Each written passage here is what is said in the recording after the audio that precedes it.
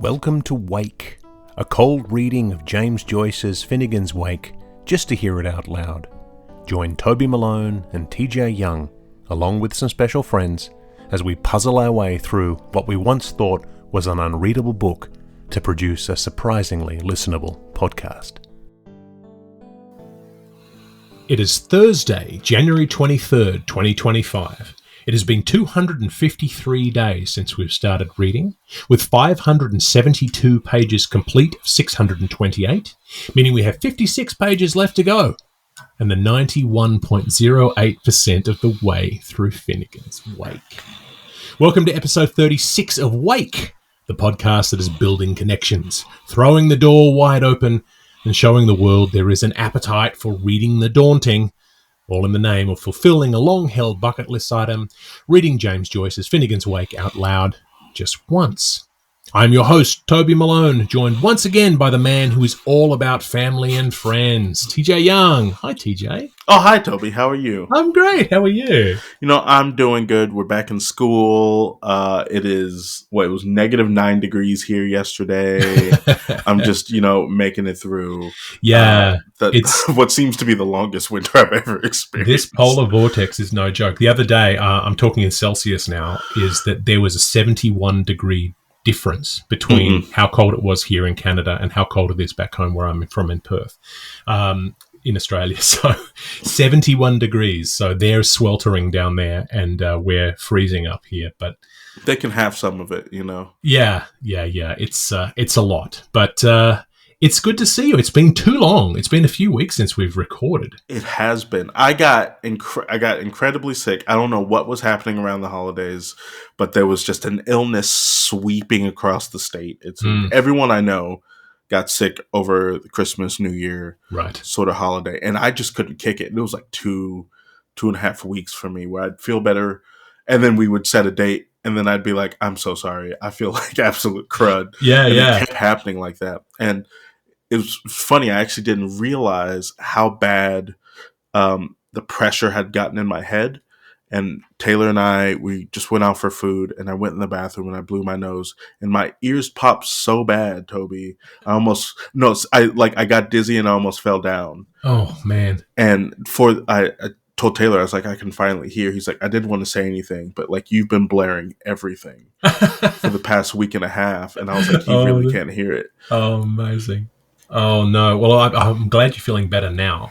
Part of me is kind of a little sad that we didn't get to record a Wake with you in that condition to hear how your reading would have been without me equilibrium. Just yelling.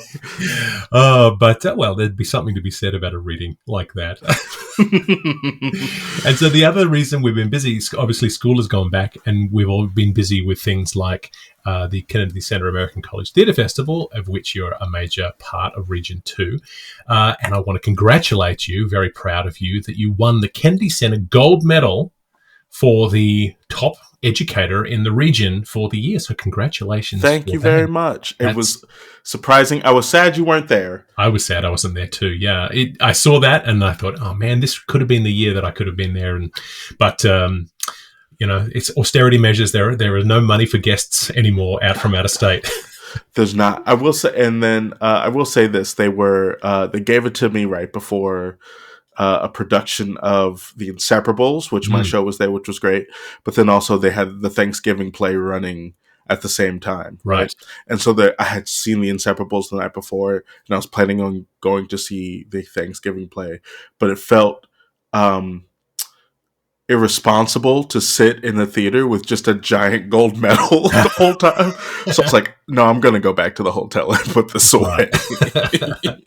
And The Inseparables, of course, if anyone has missed any references to it over the years, is the play that TJ wrote that I dramaturged, which is taking over the world right now. So Canada loves it. We built it from the ground up. From an idea that just is exploding. So if you haven't read it yet, check out The Inseparables on the New Play Exchange. I will link to that in the show notes. It's fun and goofy. Yeah, it is. It's the Three Musketeers, but through the lens of backstage at the theatre. So yeah, it feels like home to us. Speaking of home and so we got the wedding coming up for you in May, which we're looking forward to. And I mentioned family and friends in the intro because today's a slightly different kind of episode. This is very much a family and friends kind of episode. We have no guest appearing with us today in person, but we are going to be hearing a few voices of family and friends later on, thanks to pre-record sections read by some of my favourite people who had agreed to my eager inquiries about reading some of the Wake. And it's funny because so many of them, I was really pressuring them, saying it has to happen today, it has to happen today. And then, of course, you got sick and then you were away. And so, I actually had tons of time. It got done, but it got done. It did. I've had these recordings sitting here for weeks. So these were people we couldn't really nail down for an entire episode. So I thought what I'll do is I'll just grab them and say, read 2 pages for me. I'm going to record it and then I'll pop it in later on. So I offered them a chance to read a couple pages each. And I recorded brief conversations with them before they read and then after they read, which was really fun.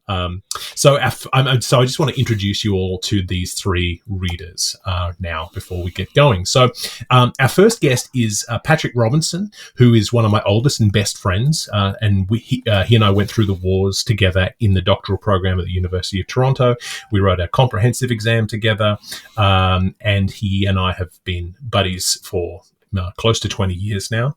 So we have a regular standing social commitment where we get together. It used to be once a month. It's less than that now where we've got kids. And the price of admission to get into this dinner is that everyone had to bring 8 cans of Guinness. And so we would show up with 8 cans of Guinness and then we would drink them all and catch up and see how. So he runs a theatre program here in Toronto now. Very recently, he came over with 8 cans of Guinness and we drank heavily. And I've been trying to get him on Wake for a long time. And every time I text him to say, hey, what about coming on Wake? He would ghost that text. He would just ignore it because he felt a little daunted by it. So this time, what I decided to do was feed him 3 or 4 cans of Guinness, then drag him downstairs to my microphone and give him no choice. And this is what happened. So, this is a recording of Patrick before the reading and when we first got set up with the Irish courage flowing in our veins. Okay, I'm sitting here with my great friend, Patrick Robinson. Welcome, Patrick, to Wake. Thank you. I'm so glad that you're here. I've been wrestling you into submission over coming onto Wake for quite a while now. Can you give me just a little bit of your background with? You don't have very much background with James Joyce. No, I have no background whatsoever. In fact, the only things I know about Joyce are things you have just told me in the last 2 or 3 minutes. That's about all I've got. We should also say what we have in front of us and what we have several of inside of us are 3 or 4 pints of Guinness. Yes. So you're over for a drink tonight, and so yes. So I decided the only way I was going to get Patrick to come on the podcast was to ply him with Guinness and then surprise him. This is true. This is true. So I'm very glad that you're here. So we met at graduate school, and so you were what was your studies in back then? Well, it was theatre. Yeah, like you. Yes. But you were working on other works of Maeterlinck, is that right? I was. Yes. The end of the 20th century, or sorry, the 19th century. Yeah. The Shakespeare of Belgium. The Shakespeare of Belgium. Yes, absolutely. So in terms of so we both have this theatre background. Do you have much in terms of your background with novels? Things like what Joyce is doing. Do you have a novel like a favorite novelist, or is it mostly theatre based? No, I think I'm coming to this very cold. Okay, that is the best way. That's what we like to hear from Wake. Well, I'm very glad to have you here on Wake, and I'm very excited to hear what the first ever reading of Fitting As Wake on Wake with Guinness in hand sounds like. So, I really appreciate you being here. Thank you. Me too. My pleasure. Thank you. All right. So that is my friend Patrick. Amazing. I love also hearing the tipsy yawn in the middle of that. Yeah, what do you think about the idea of performing while drinking? Is this a bad idea, or how do you go? Oh, okay. So I don't know if I've ever told you this. I once performed in a musical called Beer Pong the Musical, where I played Right. beer pong live on stage, and I played two different characters, and in the first team I had to lose, which meant I drank a lot of beer in the first half of the show, and then I had to last to the second half of the show. So I want to say that by the end of the show I had drinking 6 beers. And I did that every night for like a month and a half. Oh, so, I'm here for it. Did it get easier? It did. And to the point where I was like, I shouldn't be doing this every night. But it was definitely, it enhanced the performances some nights it hindered. But, I think about like Shit-Faced Shakespeare Yeah. or Drunk Shakespeare and things like that. And I know friends who've participated in those companies. I'm all for like libations, making things more lively every now and then. Exactly. It's interesting when you're working off a script. Obviously, it's a slightly different thing. Things like Drunk History, the YouTube thing, hilarious, but not scripted. So that's the fun of it. So anyway, so that's Patrick. Obviously, the sound quality on Patrick, because Patrick was sitting so far back from the microphone because he did not want to be there. He's a very shy man. But I didn't give him a choice. I strong-armed him into it. And afterwards, he was quite pleased. So you'll hear his reading during the read-through, and then you'll hear his reaction at the end. The second guest who's coming in is a member of my family, my brilliant nephew, Nikhil Krishnaswamy, who is 14 years old, lives in Montreal, speaks multiple languages, writes his own books, and we recorded this over the holidays. And as you'll hear, he's an incredibly insightful and sensitive reader. He really read so beautifully when he read The Wake and was very interested in what all this could mean. He's a real thinker. And so afterwards, after we finished up, I texted his mum and thanked her for setting it all up. And she wrote back and said that he loved doing it, and he noted that he was, quote, trying to sound intelligent on Uncle Toby's Intelligent Person podcast. So welcome to Uncle Toby's Intelligent Person podcast. And I think that's the name of the next project. I think it might be. Yeah. I think people would listen. So anyway, I love that, and I loved having Nikhil here. And here is the interview I did with Nikhil. Our next guest here on Wake is my nephew, Nikhil Krishnaswamy. It's really nice to have you here, Nick. Hi, it's good to see you. Thank you. Fantastic. I was so pleased to be able to get you on to Wake this week because you are a writer. Is that right? So you love writing? I like writing books. I like the English language in general, and I'm really excited to read this book. Fantastic. Yeah, sorry. Absolutely. Well, at least start on this book. I mean, you can always come back to it. So, so how old are you? I'm 14 currently. 14. Yeah. Fantastic. And a very smart 14 you are in high school in Montreal. And last summer we met up and we talked about Finnegan's Wake, and you were so curious about what this was because you really like reading difficult things or really like reading challenging things. What would you say is the most challenging book you've ever read? I'm not really sure. Just pronunciation-wise, like having a trouble with pronouncing some of the things included was probably some of the earlier Shakespeare books until I got used to the rhythm there.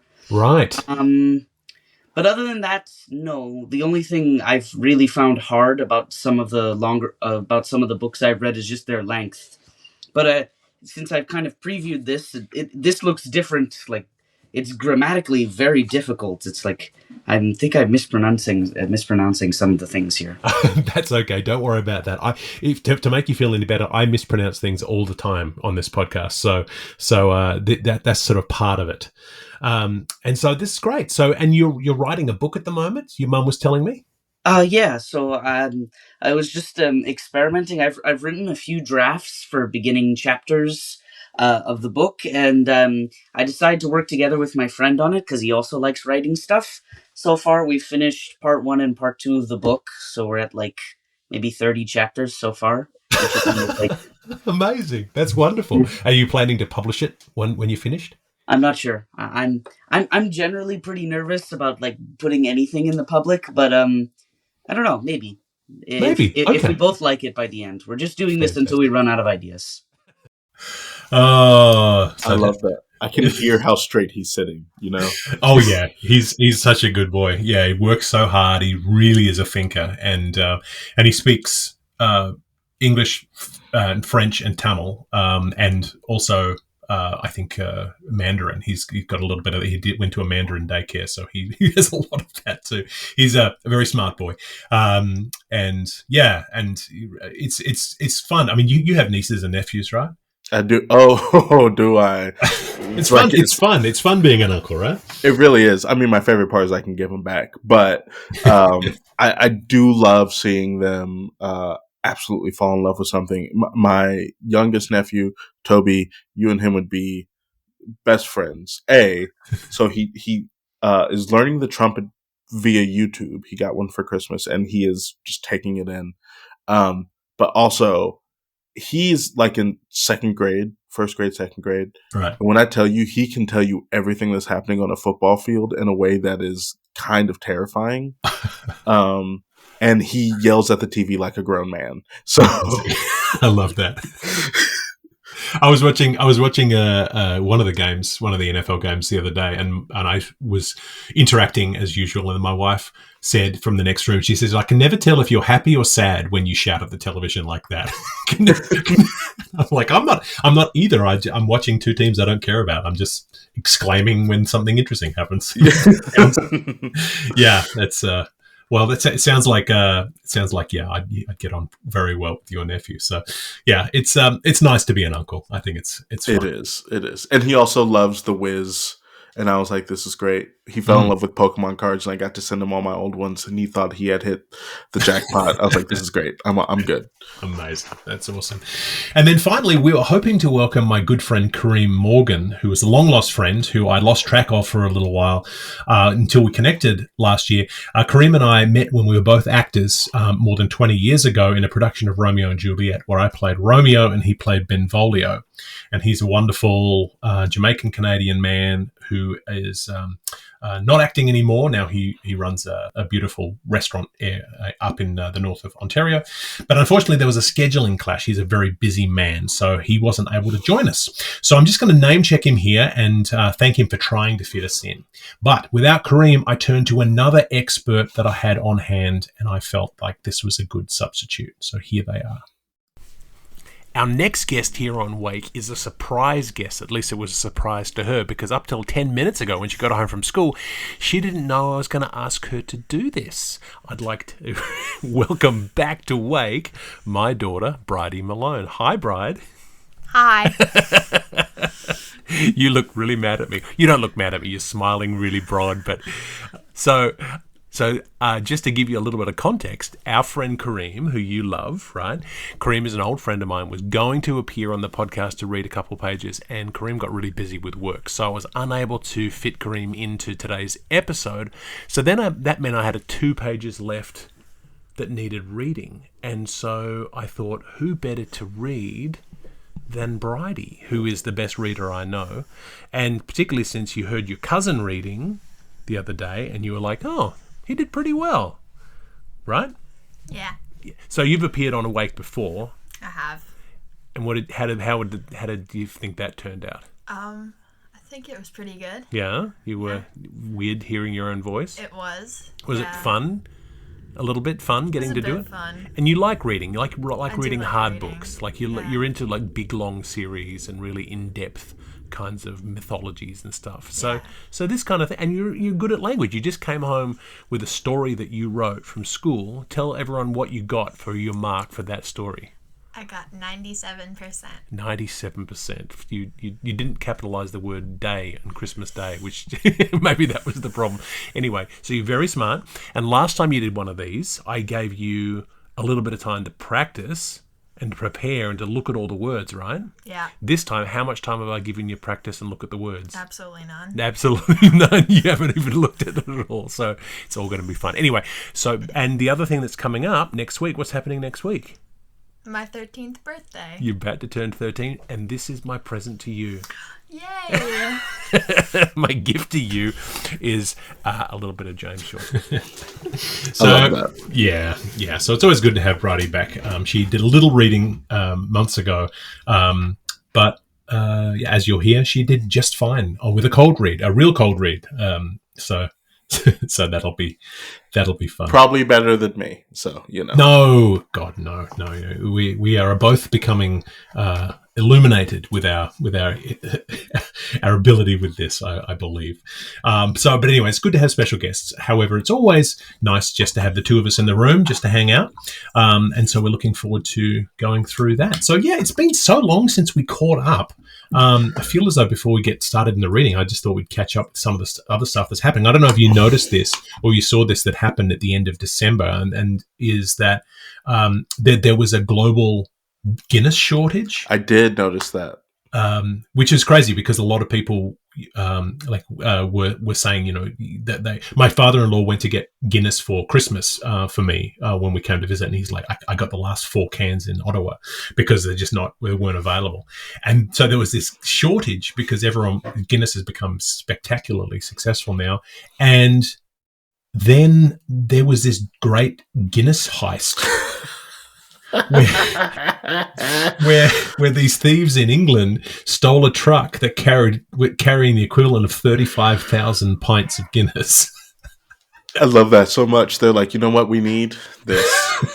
It's better than gold. It is. I think if this was a more fastidious podcast, I might have looked up to find out whether or not they found it. They probably did, or they at least just followed the swerving skid marks of the truck as they kept tapping the pints, or they sold it on the Guinness black market. I'm not sure, but it's stories like that make the UK. Well, that happen in the UK, but make Ireland special. Oh yeah, world news. I'm always like, this. I want that kind of crazy, Yeah, absolutely. Yeah. It's interesting. We for stories like that. The other thing that I came up with over the last couple of months or couple of weeks in terms of obsessions, I tend to get obsessed about stuff. You know this, is that there's a podcast who are friends with us on Instagram called the Three Castles Burning podcast, which is a podcast all about Dublin history, and it's a beautiful podcast, and I've been listening to it a lot. I've been literally listening to 10 episodes a day. It's gone to a lot, but I love it so much.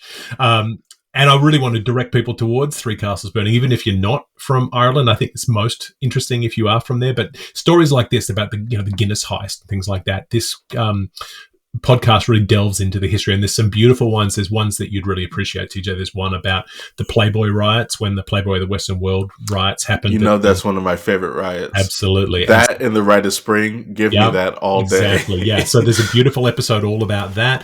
There's an episode all about Lucia Joyce, James's daughter. There's one about the founding of Bloomsday. There's some really beautiful things that come up. So that it's really sort of delving into the fabric of what Dublin is. So I love that. I want to get back to the point where art makes people riot like that. Yeah. Do I? No. Well, kind of.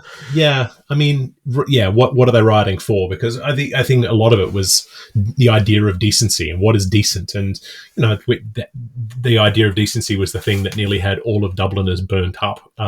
Exactly. And Ulysses banned from the United States for so long and all that kind of stuff. So that it's questionable whether or not it becomes part of puritanical world, and I don't know if we're heading back to that or what. But I mean, that old school style thing sometimes is a good thing. There's another resource that we connected to on Instagram that we have talked about in the past, which is Sweeney's Pharmacy in Dublin, which is often name checked in the Three Castles Burning podcast. And they recently put out a call because they're receiving a whole bunch of pressure. Someone whacked their rent up, and so this amazing resource where they do the readings, and it's essentially a museum of Joyce, is being threatened because they're struggling a little bit, and so they've opened a Patreon where you can support that. So I've subscribed to the Patreon to give them a few bucks every month, just because saving Sweeney is really important. So yeah, if you are interested in saving Sweeney, we are very much endorsing that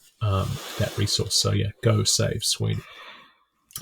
And the last thing I wanted to say, we missed it last week because we forgot that the episode was coming out around this time, so we're a week late. But James Joyce's birthday was on the 2nd of February, and don't you think it's so fitting that Joyce was born on Groundhog Day? I really do. Isn't that amazing? Yeah. That feels like just very, really so fitting. we're waiting to see what it's like when something wakes up, and how do they feel about it? How's it going to change things? And it feels kind of fitting that here we're in the final section of book 3 as the dreamer is stirring. We're really getting a sense of that groundhog that's happening here in Finnegan's Wake. So why don't we get to the reading? I know this has been a long introduction, so those of you who like to skip through our intro to get to the reading, what's wrong with you? We're very entertaining. Rude, you know? Exactly. But so hopefully it hasn't been too much of an imposition. But today we're going to start reading, as always, as from the Penguin Modern Classics edition of Finnegan's Wake, published in 2000 with a foreword by Seamus Dean. Today we'll be reading the first part of chapter 3-4 with the final chapter of book 3. So today we end book 3, if you can believe it. We're reading from pages 572 to 590 in this edition. This continues the segment with the detailed title that we heard in the previous episode. It's a big long one. Dawn, an intensely structured chapter and a shift, relatively speaking, from the surrealism of all that's gone before to a degree of realism. We seem to float with two narrators down through the chapel-ised night, inn at night, describing the sleeping inhabitants, the porters, and others, all versions of characters already encountered. A small nocturnal domestic drama unfolds. One of the twins, Jerry, wakes. His mother soothes him back to sleep, so we've already seen all that. The parents have sex. It happened, but we didn't notice it. Dawn approaches. The husband slumbers. The husband slumbers, anxious with money problems. Same. The chapter rotates around 4 points of view, camera positions signaled by 4 musical chords. Thus says the Oxford World's Classic edition of 2012 in its usual useless style, which this edition also includes brief summaries of what's happening in each subsection, which we will address at the end of the reading. And now, without further ado, Finnegan's Wake. Can't ear her Dortis Orphy? Woofy? Her Eskmino daughter's hope? Whoopee? Elmi, Eskmi stoon soon. Let us consider. The procurator interrogarius Melterum presents us his proposer. Honoferus is a concuspent ex-service major who has major dishonest propositions to all.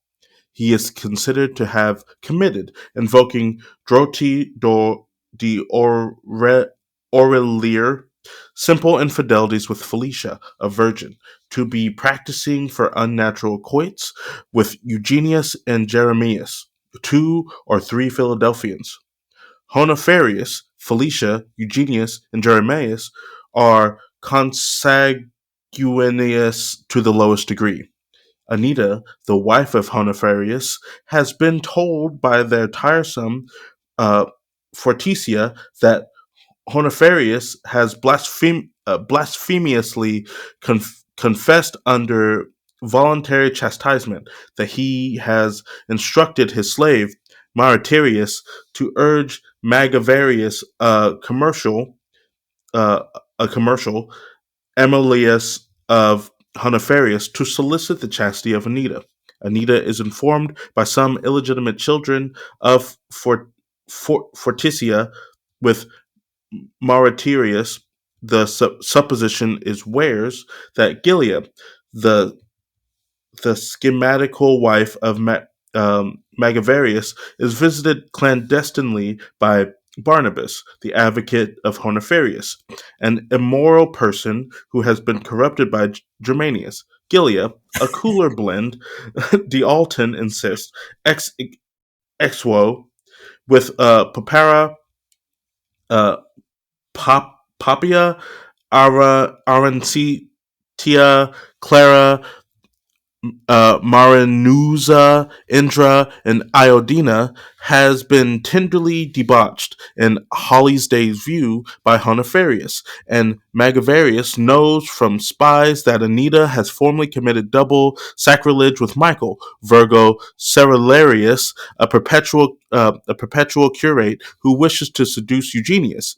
Magavarius threatens to have Anita molested by Sola, an Orthodox savage, the leader of a band of 12 mercenaries, the Summaries, who desires to procure Felicia from Georgiarius, Leo, Vitellius, and Magdugalius, 4 excavators, if she will not yield to him, and also deceive Honoriferus by rendering conjugal duty when demanded. Anita, who claims to have discovered incestuous temptations from Gemarius and Eugenius, would yield to the lewdness of Honoriferus to appease the savagery of Sulla and the mercenarinesses of the 12 Sulavanian, as Gilbert at first suggested, to save the virginity of Felicia from Magravius when converted by Michael after the death of Gilia, but she fears that, by allowing his marital rights, she may cause reprehensible conduct between Eugenius and Jeremias. Michael, who has formally debauched Anita, dispenses her from yielding to Honoriferus, who pretends publicly to possess his conjunct in 39 several manners. Turapiter affirm ex cathedris Gernotis Cambronesis for carnal hygiene whenever he has rendered himself impotent to consummate by subdolences. Anita is disturbed, but Michael commentates that he will reserve her case tomorrow for the ordinary Guglamolus, even if she should practice a pious fraud during affriction, which, from experience, she knows, according to Wadding, to be leading to nullity. Forticia, however, is encouraged by Georgiarius, Leo, Vitellius, and Magdugalius reunitingly to warn Anita by describing the strong chastisements of Honoriferus and the depravities turpismus of Canicola, the deceased wife of Mauritius, with Sulla, the Simonic, who is abnegated and repents. He homogeny, and shall she submit?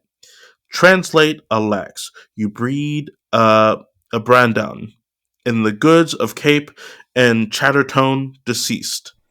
This, lay readers and Gentile men, is perhaps the commonest of all cases arising out of umbrella history in connection with the wood industries in our courts of litigation.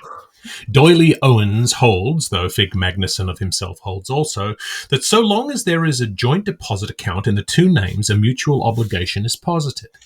Owens cites Brer Fuchs and Morin, a foreign firm, since deceased, registers as Tangos Limited, for the sale of certain proprietary articles. The action, which was at the distance of the trustee of the Heathen Church Emergency Fund, suing by its trustee, a resigned civil servant, for the payment of tithes due, was heard by Judge Doyle, and also by a common jury. No question arose as to the debt, for which vouchers spoke volumes. The defence alleged that payment has been made effective. The fund trustee, one Jacundus Facundus Xero Pecundus Coppercheap, counterclaimed that payment was invalid, having been tendered to creditor under cover of a crossed cheque signed in the ordinary course in the name of Wildheim, Hurl's Cross, voucher copy provided, and drawn by the senior partner only by whom the lodgment of the species had been effected but in their joint names. The bank particularized the national misery, now almost entirely in the hands of the four chief bondholders for value in tangos, declined to pay the draft, though there were ample reserves to meet the liability, whereupon the trustee Coppercheap negotiated it for and on behalf of the fund of the thing to a client of his, a notary, from whom, on consideration, he received in exchange legal relief as between trustee and bethrust, with thanks.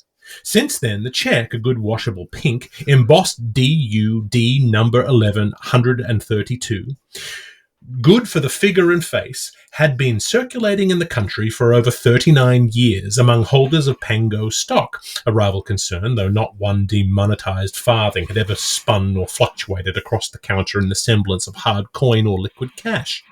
The jury, a sour dozen of stout fellows, all of whom were curiously named after Doyles, naturally disagreed jointly and severally, and the belligerent judge, disagreeing with the allied jurors' disagreement, went outside his jurisdiction altogether and ordered a garnishee attachment to the neutral firm.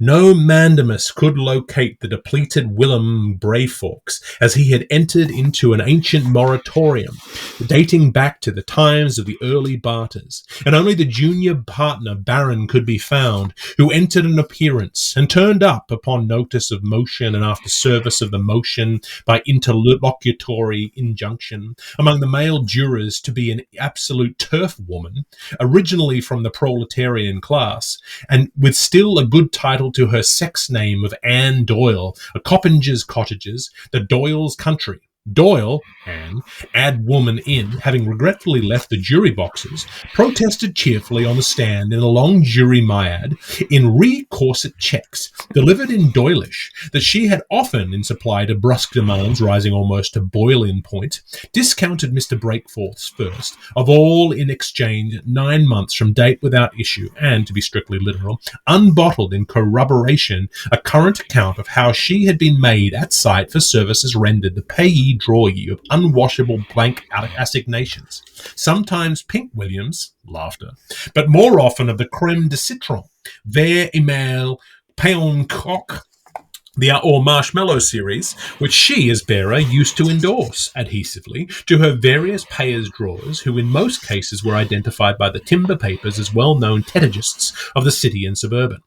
The witness, at her own request, asked if she might, and wrought something between the sheets of music paper which she had accompanied herself with for the occasion, and this having been handed up for the bench to look at in camera, Coppinger's doll, as she was called, Ananias, Mac Ursa's Dar, the adopted child, then proposed to Jerrykin and Jurines and every Jim, Jock and Jarry in that little green courting housie for her satisfaction, and as a whole act of settlement to re-amalgamate herself, tomorrow perforce, in partnership with the permanent suing fond trustee Monsignor Peppergy, under the new style of Will Breakfast and Sperrum, as when all his cognizances had been entreated, he seemed to proffer the steadiest interest towards her, but this pre-proposal was ruled out on appeal by Judge Jeremy Doyler, who, reserving judgment in a matter of courts and reversing the findings of the lower correctional, found beyond doubt of treason, fending the dissentents of the pick-pack panel, 12 as upright Judases as ever let down their thumbs, and occupanti extremum scabi, handed down to the jury of the Liffey that, as a matter of tact, the woman they gave as free was born into contractual incapacity, the Caliph of Man v. the Odalisque Company. When, how, and where Memmi's Mansipcum Act did not apply, and therefore held supremely that, as no property in law can exist in a corpse, Hal Kilbride versus Una Bellina, Peppergy's pact was pure piffle, loud laughter, and Warham would whistle for the rhino. Will you, won't you, Pango with Peppergy? Not for Nancy. How dare you do? And phew, phew, phew, phew. He sighed in his sleep. Let us go back, lest ye forewaken. Hide ourselves, while hovering dream wings, folding around, will hide from fears my wee mannequin. Keep my big wig, long, strong monomen. Guard my bairn, mon beau. To bed. Prospector, projector, and boom master, giant builder of all causeways whatsoever, hopping off point and true terminus of strack straight cuts and corkscrewn perambulopes. Zeal whence to go whither, wonderlust, in sequence to which every muckle must make its mickle, as different as York from Leeds, being the only wise in a muck's world, to look on itself from beforehand, Mirror-minded curiosities, and wood to the large which bring hills to the mole hunter, home through first husband, perils behind swine, and horsepower down Hungerford. Prick this man and tit up this woman, our forced parents. Boggy Bobbo, with his cunningest cauchemar, almost sounds French. Big Mace Master and Finnegan, with Phoenicia Parks, lame of his ear and gape of her leg. Most correctingly, we beseech of you, down their ladder case of night watch service, and bring them at suntime, fiesh with the nethermost gangrene of their stepchildren. Guide them through the labyrinth of their semilikes, and the alteragoses of their pseudo selves. Hedge them both ways of all roamers whose names are Ligius. Ligius, it means religious, but whatever. From the loss of bearings, deliver them. So they keep to their rights and beware of duty frees, Neolithic Smith and Magdalian Ginny Jones. Mandragon Moor and weak Faducky, Morian Male and Thridacian Mad, Basilisk Glorious with his weenie queenie, Tiger Knack and Swan's Grace. He has hail as his arduries, she has verve as her veins. This prime white arsenic with bismate alloyed, martial sin with peccadilly, free to lease hold with first mortgage, Dowser Dower and Dipper Deuce, stop that war and feel this feather. Norse blood heartened and lands smool washable. Great gas with fun in the corner. Grand slam with fall of the trick. Solemn one and Chevy. Cod and Coney. Cash and carry. In all we dreamed, the part we dreaded. Corsair coupled with his dame. Royal bibber but constant lymph, Boniface and bonny features, nasal nose and river mouth, bang the charge and batter the bolster, big smoke and lickly rosely, humanity's farman, by society leader, Voguner and Trulli, Bumpered and Elf, Urlugomur with Midiburo, leaks and awfully, basal cursed yet grace abunda. Reggie's protector with Screendall vedette, peg of his claim and pride of her heart. Cliffscar grizzly, but rock dove cooning. Odin's Hodenstag on Frigabet. Baron and feme, that he may dish cover her, that she may uncouple him, that one may come and crumple them, that they may soon recoup themselves, now and then, time on time again, as per periodicity, from Neves to Wilses, from Bushmills to Enos, to goers from Harlem, to hearths of oak from skittish widows, via mala, hiberpas, heshkiswe per alptrak, though lands vague and vain, after many mandelays, in their first case to the next place, till their cozen carries the high and the by, both pent and plain, cross cow silks, yellow, past pumpkins, pinioned, purplesome, be they whacked to the wide, or otherwise, or other tied to the hustings, long sizzle roads neath Arthruseat,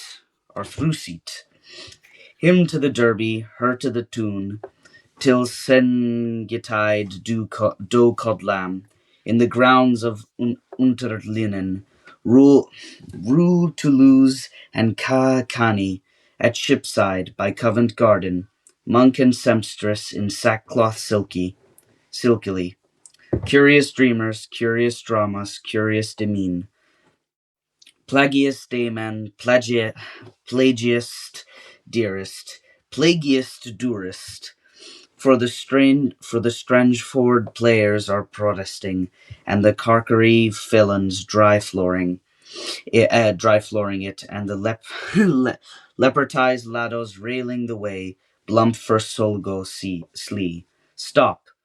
Did a stir? No. Is fast. On to bed. So he is. It's only the wind on the road outside, for to wake all the shivering shanks from snoring. But, God, his villain, who will he be? This Mater man, some king of the East, in his trizzy-grayed Brunswick, with the snow in his mouth and the Caspian asthma, so bulked of build? Relics of Farah and Livite, Dick Gill, Tum Lung, or McFinnan's cool Harnick? He has only the Heed's Coast casket on and his Woolsey's shirt fleece and Pede's cod doublet. Also, his feet wear doubled with socks, for he always must to ensure warm sleep between a pair of fully fleeced bankers with a finnock in a cowl. Can thus be Mithar Norkman that keeps our hotel? Begor, Mr. Osorgman, you're looking right well. Heckler's champion ethni- eth- ethnicist. How deft as a fusher shoe woos darft as a fish. He's the dibbler's own dodges for Dublin exists, but a jolly fine decent form of one word. He's rounding up on his family. And who is the bodykin by him, sir? So Volzival Valsihi, with yibes and zabs. Her Trixie's trails is tripping her vop. Luck at the way for the lucre of smoke. She's looping the lamp. Why, that's old Missness. Wipe them dry. Well, well, well, so well. Dawn and water. RDCS me. With her half bend as proud as a pension, all balmy, and her trout back, quiver lip, Nanya, and her step to Jasmine's colon buzzle, happy tea area, naughty gay fru, selling sunlit soaps to wash out winches and rind cold draughts to the props of his pubs. She tipped lipping the swells at Pont d'Esly till she jumped the boom at Brown's mouth. Now she's bored his head under Hatesbury's hatch and loomed his fate to Old Love Lane. And she's just the same old Haproth of dripping. She's even brent her hair. Which route are they going? Why? Angel, Sitter, or Amen Corner, Norswood, Southwalk, or Euston Waste? The solvent man and his upper Gabinson, with not a breath against him, and the wee whipping woman's housey? They're coming Turug, their diamond wedding tour. Giants Itchley, Elfkins L, vesting their characters Vix Development, Andis Aller, Athos Air, our first day man, and your dresser and mine, that Luxemburger Evac Celeste Alzette. Conklick Shire with the Quincy Countess, Stepney's shipchild with the waif of his bosun, Dunmouth's Flitcher with Duck on the Rock, down the scales, the way they went up, under talls and treading tormentors, shunning the straps, and slipping the sliders, risking a runaway, ruining revels, from Elder Arbor to La Puree, skipping the clock back, crystals and carbon, sweetheartedly. Hot and cold, and electricary, with attendance and lounge and promenade free. In spite of all the science could boot or art could eke, bolt and grindin', cave and cannon, single rex for a week, double axe for the male, and quick quack quack or for the radiocy. Renove that Bible. You will never have post in your pocket unless you have braise on your plate. Beggars outdoor. Goat to the endeth thou Slogard. Mind the monks in their grasps. Scrape your souls. Commit no miracles. Postpone no bills. Respect the uniform. Hold the rabbers for the cunning his plethron. Let leash the doves to the coon her coineth. Hate not have-nots. Share the wealth and spoil the wheel. Peg the pound to Tom the devil. My time is on drought. Bottle your own. Love my label like myself. Earn before eating. Drudge after drink. Credit tomorrow. Follow my dealings. Fetch my price. Buy not from dives. Sell not to Fruinden. Hear now chunk English and learn to pray plain. Lean on your lunch. No cods before me. Practice preaching. Think in your stomach. Important through the nose. By faith alone. Seasons weather. Gomorrah. Salong. Lots feed from the tide table. Oils wells in our lands. Let earwiggers livable teach you the dance. Now their laws assist them and ease their fall. For they met and mated, and bedded and buckled, and got and gave, and reared and raised, and brought twa land within hard danger, and turned them, tearing to the sea, and planted and plundered and pawned our souls, and pillaged the pounds of the extramurals, and fought and feigned with strained relations, and bequested us their ills, and recurted Cripple's Gate, and undermined lugatures, man planting 7 sisters, while wan-worn wooed woman scrubs, and turned our coats and removed their origins, and never learned the first day's lessons, and tried to mingle and managed to save the feathered foe's nest, and fouled their own, and wayleft the Arnots and ponted Vondevals of the Zogobroden, and escaped from liquidation by the heirs of their death, and were responsible for congested districts, and rolled old logs into Peter Sororary and Wefred, new woodcuts on Polly's Wharf, and erased Rachel's Lee, and rammed Dominic's Gap, and looked haggards after lazatables, and rode 80 odd winters, and struck rock oil, and forced a policeman, and collapsed at their Fizes, and Tobias and Zachary, and left off leaving off, and kept on keeping on, and roused up drink, and poured balm down, and were cuffed by their customers, and bit the dust at the foot of the pole, when in their dear Garth he gave up his goat after the battle of Malterferry. Pharaoh with fairy, 2 lie, let them.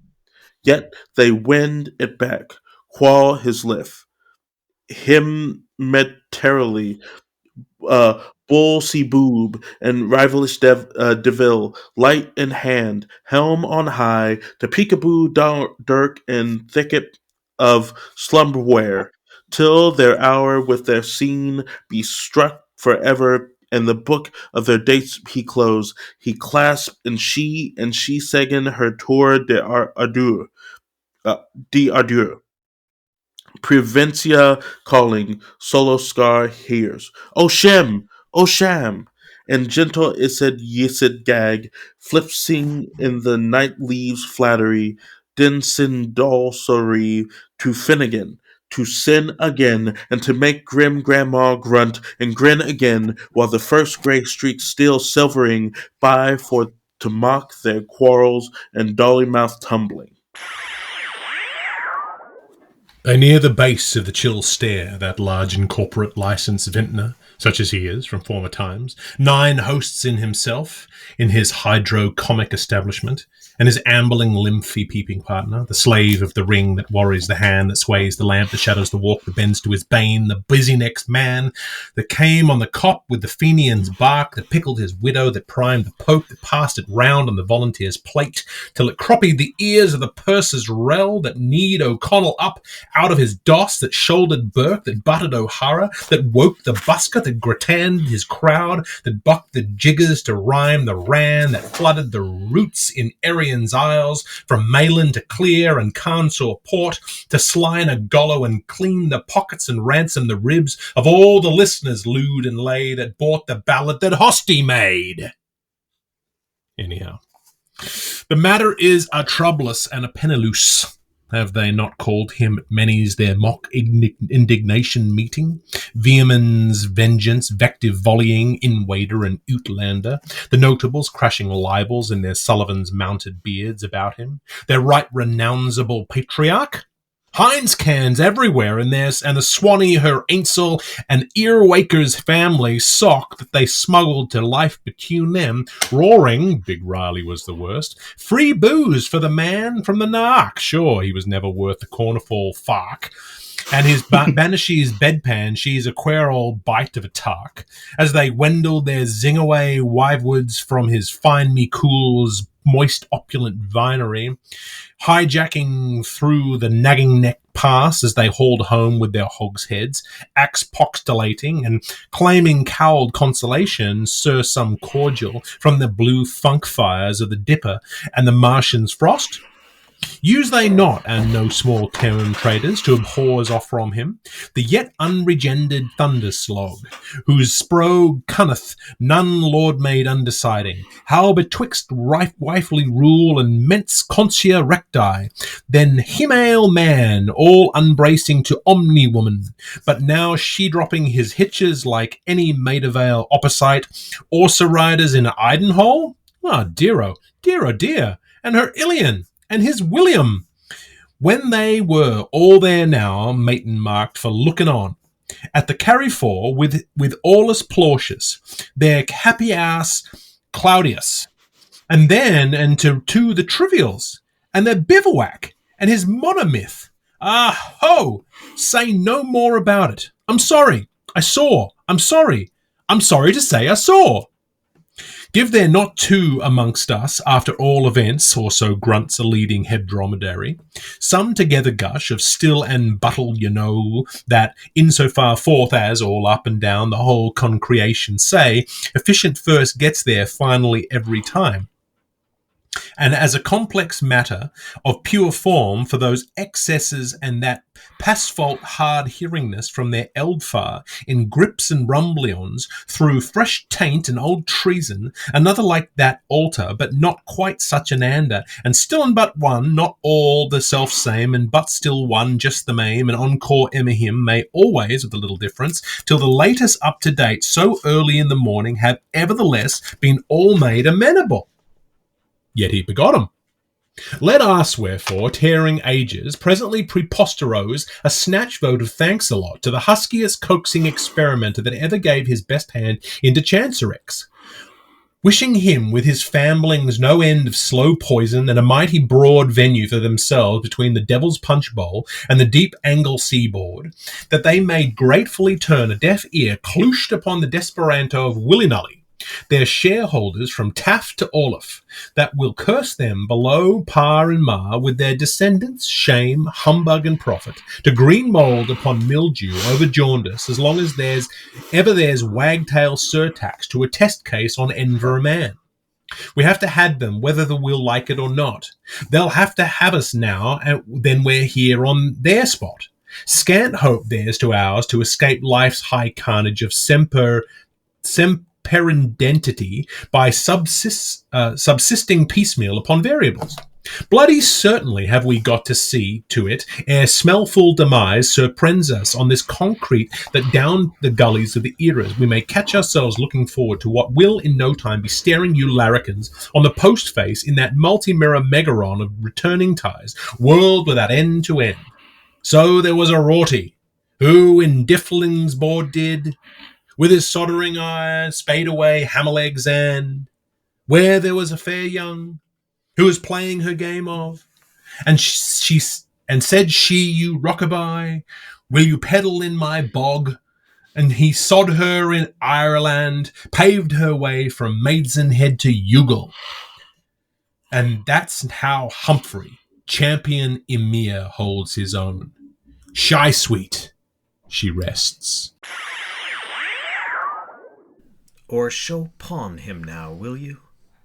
Durg Rudd face should take Patrick's purge. Hawkway in his hip-high berserk, third position of Concord. Excellent view from front. Sidame, female imperfectly masking male. Red spot his brow brand. Women's the prey. Thons the dullers kongs yogs loggers wagons line. Private judgers change here for Luther's town. Only Romans keep your seats. The Drew all ladies please to our great metro trollops. Leary, 20-ton nearly. He's plotting kings down for his villa's extension. Gaze at him now in momentum, as his bridges are blown to babby rags by the lee of the hulk upright on her orbits, and the heave of his juniper arcs in action. He's naval, I see. Poor little Tartanelle, her dinties are chattering, the strait she's in, the bullock she bears. Her smirk is smeeching behind her for her hills. By the queer quick twist of her mob cap, and the lift of her shift at random, and the rate of her gait, I'm going of pace, 2 thinks at a time. Her country I'm proud of. The field is down. The race is their own. The galleon man jovial on his bucky brown nightmare. Big Rob nigging his Lilliputana. 1-to-1 bore 1. The datter, Io sleeps in peace, And the twilling sons, Ganymede, Garrymore, turn in trot and trot, but old Paramere goes it at a gallop, Bosford and Phosphorine, 1-to-1 on. Oh, her fairy satellite, casting such shadows to Persia's blind. The man in the street can see the coming event. Photo flashing it far too wide. It will be known through all Urania soon. Like jealous joy, titaning fear. Like rumor reeing round the planets. Like China's dragon snapping jappets. Like rogad grey up the east. Saturn's day boost besets Phoebe's nearest. Here's the flood, and the flaxen flood that's to come over hapless Ireland. Is there no one to Malahide live and her Betty's ship?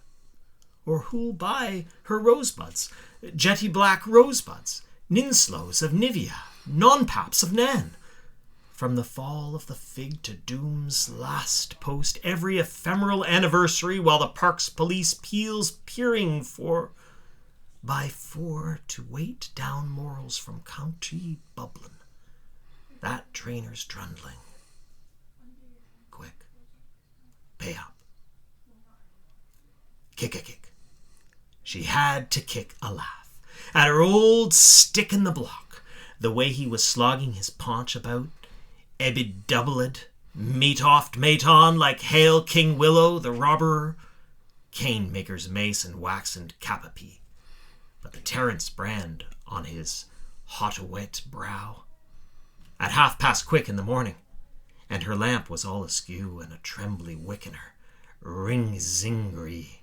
She had to spot forth, she had to kick her, too thick of the wick of her pixie's lumph, wide liquoring Jessup the smoky chimney, and her duffed coverpoint of a wickety batter.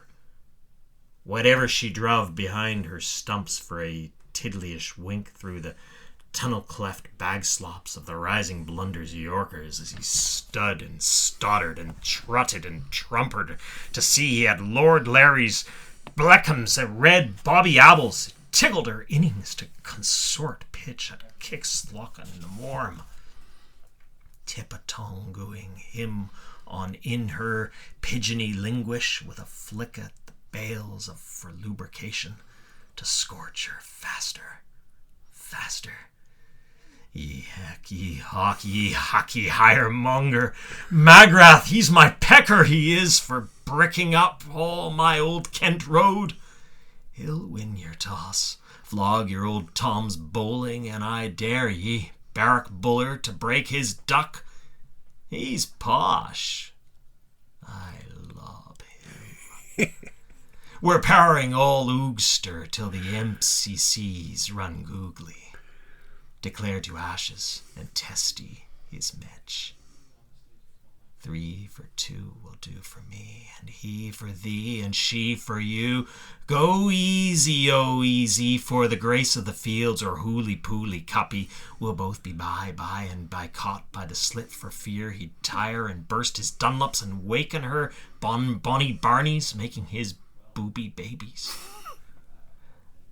The game old merryman, square to leg, with his lolly-wide towel hat and his hopsy socks and his Wisden's boss and his nursery's pinafore and his gentleman's grip and his playboy's plunge and his flanelly feely-fooling treading her hump and humble down like a maiden wellhead ovalled her and her crease where the pads of her punishments ought to be by womanish rights, when Keek, the hen in the Doran's shanty queer, began in a kickery key to laugh it off. Yea, nay. Oh, the way she was wuck to doodle-do by her gallows bird. How's that? No ball, he carries his bat. 932 not out, at all times long past conquering cock of the Morgans. How blame us? Cocorico. Armiger and ever-fasting horde. Rico. So the bill to the bow, as the bell to the bow. We herewith pleased return auditors' thanks for those in their favors since safely enjoined. Cocoree. Tell a man, till a me.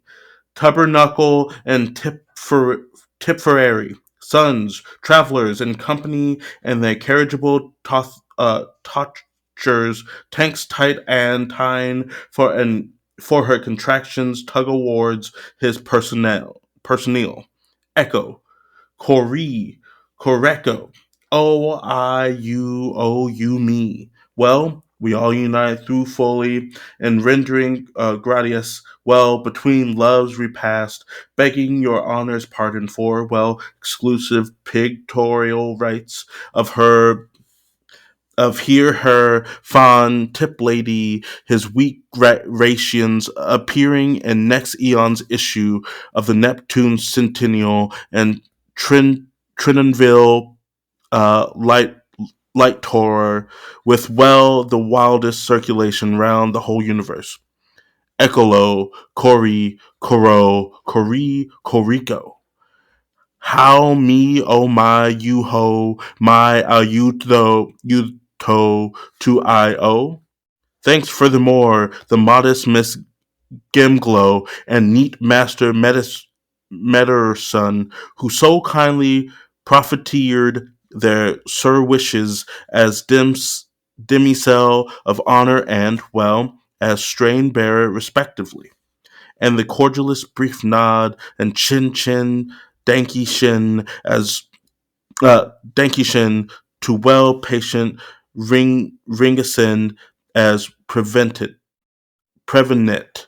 by your leave, to all such occasions, detachable, replaceable, thanks to an act, as well as his auricular of Malthus, the Promethean para to know whether, which first, pray go, taught love's lightning the way, pity shown, to well conduct itself.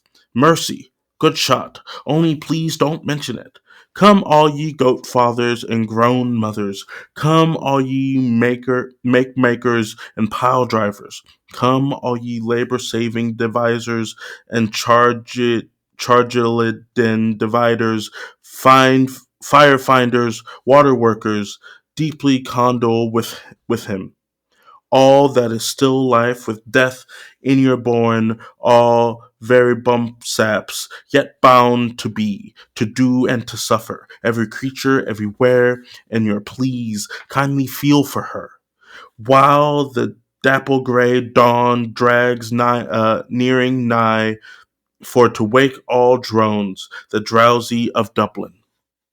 Humperfelt and Aniska, wedded now evermore in acetomosis by the ground plan of the place hunter, whist bow and Donabella.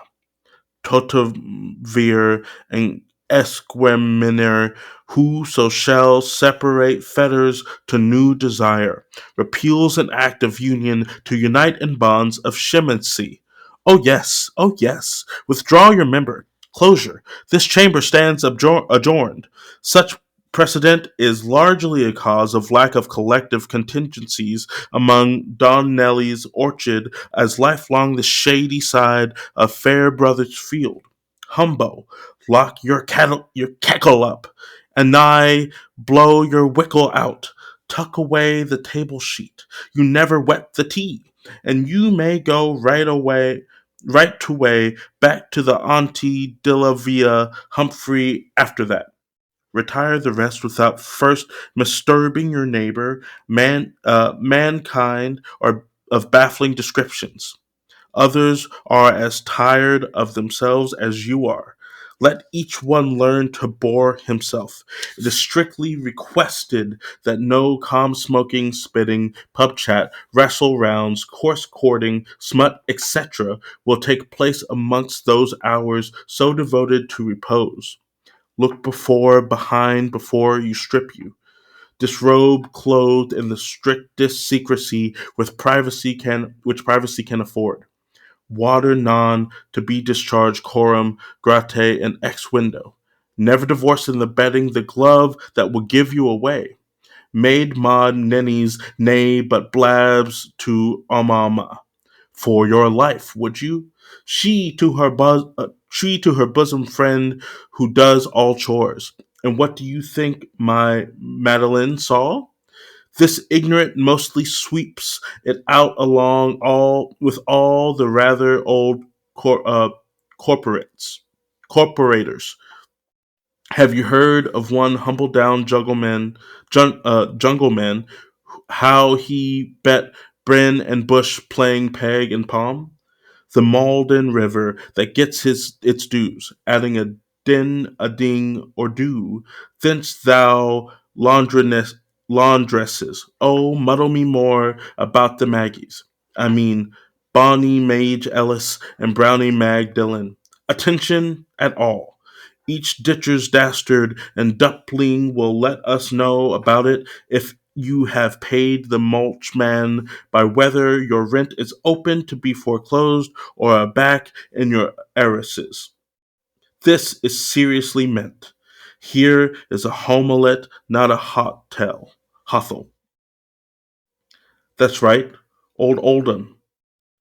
All in fact as soon as all of old right as anyways ever and very old place, where he, when scalded of the cowerfowl to beat the bounds by here at such a point of time as this is for a Samuel up Allwood's halfpence and Rivet's agent, half back from three gangs multiplussed by on a 20 lot add all to a fiver with the deuce of Oromers numbers L, a fee, and do little ones. With the caboose uh, on him upheld for thrushes, mistiles, yet singing out his parasangs in Cornish token. Mean Farthree, East End apple celery, old laddie, he high hole, pole side patrolman seekers sin, Townsend's, Twaquam, Crumlin quiet down from his hunger. He would mac sicker of inklet goods foretold Erishingem of light Turkling Etherani of Thrunkle's Windopes. More, unless we were never so wrong taken, if he brought his boots to pause in peace, the one beside the other one, right on the road. He would seize no sound or from cache or cave beyond the flow of wand was gypsying water, telling him now, telling him all about ham and livery. Stay and toast ham and livery, buttermore with marmalade to Waker oats for him on livery. Furor, fear horror. At last it passed. Lob at cod, the heron, or when then mong them three. Hiss, which we had only our haze light to see with, cert, in our point of view, me and my oxy, Jimmy Darcy, hadn't we, Jimmy? Who to scene with? Kiss, no kid, captain, which he stood us, 3 jolly post boys. First a couple of Mountjoys and Nutty Woodbines with his Cadbury's choculars, pepped from our Theodatra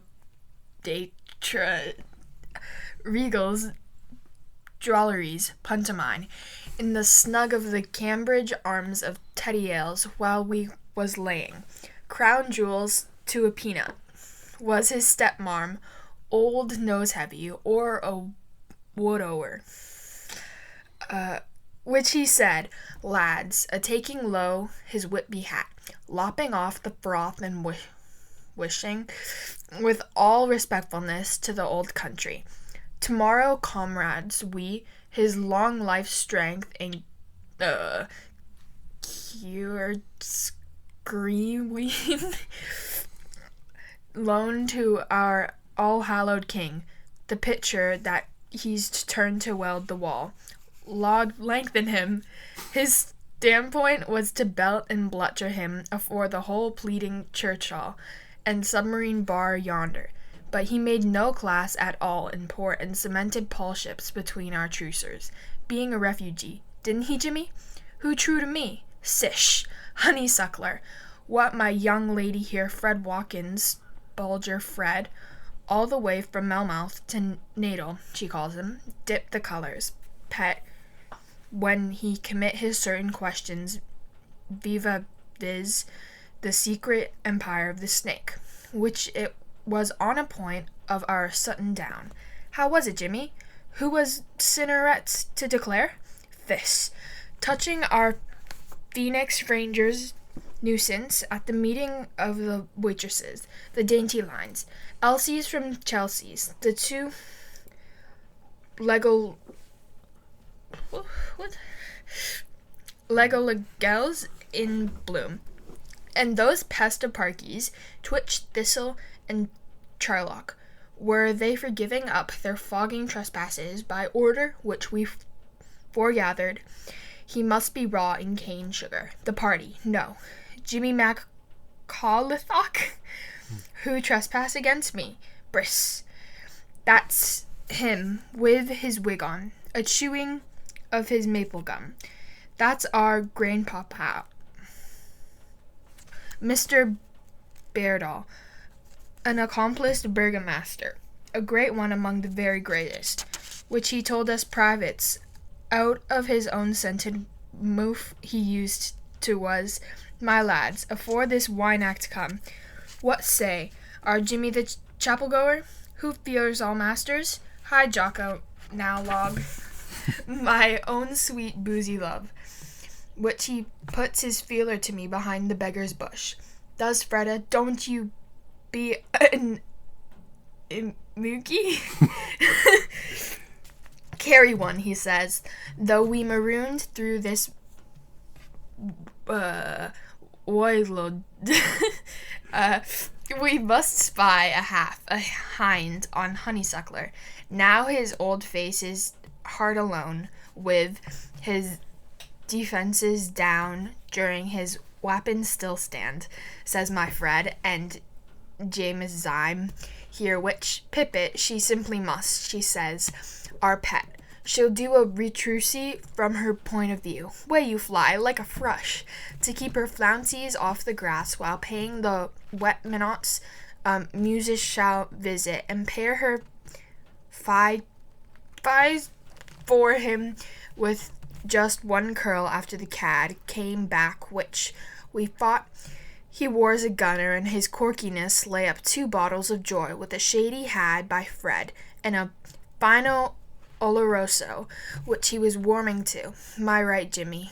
My old brown freer? Oh, Stoller, oh so mine. Following idly up to Seat Point, neath King Mount Shadow, that ilk for eke of us, whose Natham's band, whose hofta hooded welcome Warsaw, howdy you do, a Holly Mary, Ivy Sad, Witcher and Wower, Mr. Black Atkins, and you, Tanya Panny, Trooper Twos, were you there? Was truce of snow moon-mounted snow? Or did Vulcan hang o'er earth in umber hue his Fulman bomb?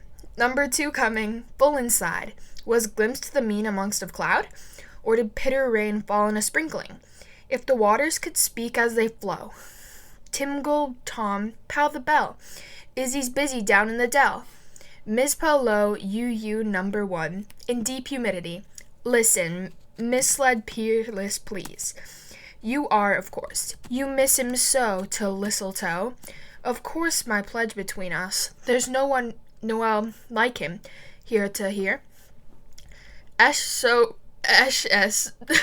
doles at dolesy. Since Alan Rogue loved Arapogue, it's all kill dog how fair. Tris, only trees such as these, such were those, waving there, the barker tree, the O'Brier tree, the rowan tree, the O'Cornell tree, the Behen shrub near Windy Arbor, the Miguel O'Dendron moor. Trem, all the trees in the wood, they trembled, humbled, when they heard the stop press from Domesday's air world. Tis. 2 pretty mistletots ribboned to a tree, uprose Liberator and Fancy they were free. 4 witty missy wives winking under hoods made lasses like lavs love maypole riding, and dotted our green with tricksome couples, 50-50, their children's hundred. So childish pence took care of parents' pounds, and many made money the way in the world where rush roads to riches crossed slums of lice, and the cause of it all he forged himself ahead like a blazing urban orb, brewing treble to drown grief, giving and taking Mayom and Tuam, playing milliards with his 3 golden balls, making party capital out of landed self-interest, light on a slavey but weighty on the bourse, our hugest commercial emporialist, with his sons booing home from afar and his daughters bridling up his side. Finner! How did he bank it up, swank it up at the whaler in the punt, by a guinea by a groat, his index on the balance and such wealth into the bargain, with the bogey which he snatched in the baggage coach ahead? Going forth on the prowl, Master Jackal, under night and creeping back, dog to hide over morning. Humbly to fall and cheaply to rise, exposition of failures. Through Duffy's blunders and McKenna's insurance for upper 10 and lower 5, the band played on. As one generation tells another, off to the fall. First, for a change of a 7 days' license, he wandered out of his farmer's health and so lost his early parish life. Then, 'twas in Fenland, occidentally of a sudden 6 June-looking flame faces straggled wild out of their turns through his parson-fired wicket, showing all shapes of striplings in sleepless tights. Promptly whom after, in undated times, very properly a dozen generations anterior to themselves, a main chanced to burst and misflooded his fortunes, wrothing foul play over his fives court, and his fine poultry yard, wherein were spared a just 2 of a feather in waiting room only. Next, upon due reflotation, up started 4 hurricane gales to smithereen his plate-glass house walls, and the slate for accounts his keeper was cooking. Then came 3 boy bugle-horners who counter-bezeled and cross-bugled him. Later on in the same evening, 2 Hussites absconded through a breach in his bylaws and left him, the infidels, to pay himself off in kind remembrances. Till, ultimate him, fell the grounding barley straw when an explosion of his distilleries death-dumped all his dry goods to his most favoured sin flute and dropped him, what remains of a heptarch, leer-eyed and letterish, weeping worry-bound on his bank rump. Pep, pay-bearer, sure and sorry, at foot of oh-ho-ho honest policist. On never again by Phoenix, swore on him Lloyds, not for beaten wheat, not after Sir Joe Mead's father, thanks. They know him, the Covenanter, by rote at least, for a chameleon at last, in his true false heaven colours from ultraviolet to sub-red tissues. That's his last try-on to march through the grand triumphal arch. His rainbolt shot, never again. How you do that like, Mr. Chimepiece? You got nice yum plemyums. Pray paid my promisals. Agreed, Woo Welsher. He was chog-full to be state on earn as in hiving of fox-old conningness, but who, hey, honey, for all values of his latters, intergerimost, was the foremast of the firm. At folk mood hailed, at part far wailed, accumulated concloud, noir, nebob of Nephihilm.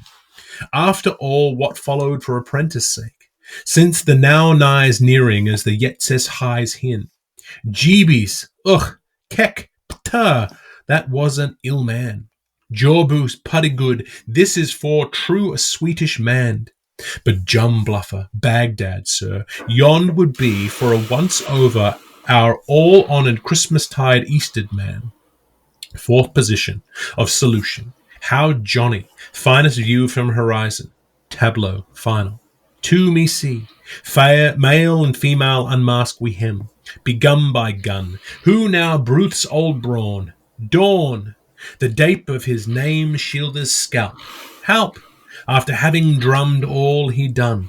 Hun, worked out to an inch of his core. More, ring down, while the queen bee he stagger-horned blesses her bliss for to feel her funny man's functions tag.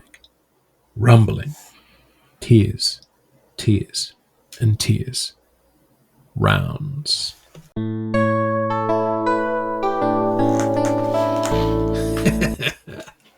Book 3.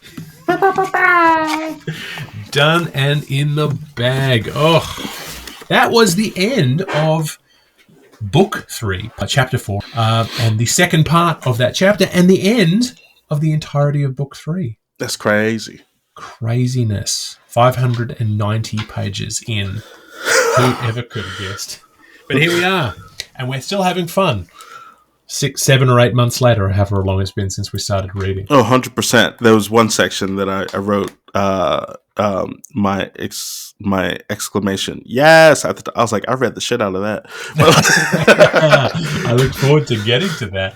And it was a kind of a weird one because we had the guest readers, but it was nice to hear some voices. I haven't heard them for a couple of weeks, so it was nice to hear them again. Oh, yeah. What do you think of our 3 readers? I mean, I think they all did fantastic. And I also think that, like, your buddy Patrick, I was like, whew, that's right, he's in theater. He's an actor, yeah. It was funny because an idea came to me that I'll share it with you off the air, but because I don't want to be held to anything. But right. I was like, there was some inspiration that they gave me in the midst of this that I think that I think is really kind of great. Excellent, that's exciting.